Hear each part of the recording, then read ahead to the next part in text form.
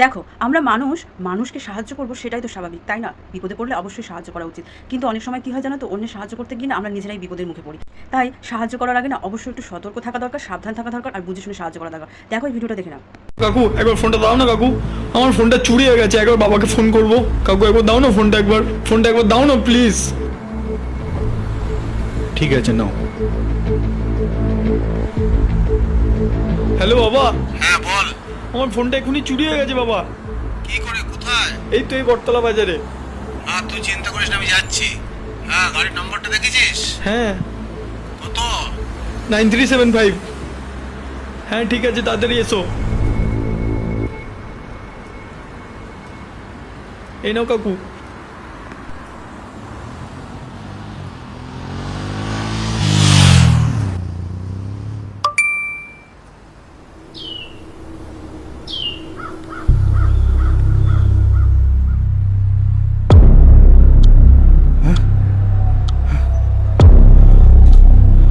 আমার ফোনটা চুরি হয়ে গেছে, একবার বাবাকে ফোন করবো। কাকু একবার দাও না ফোনটা, একবার দাও না তাহলে এই প্লিজ। ভিডিওর মাধ্যমে কি বুঝলে?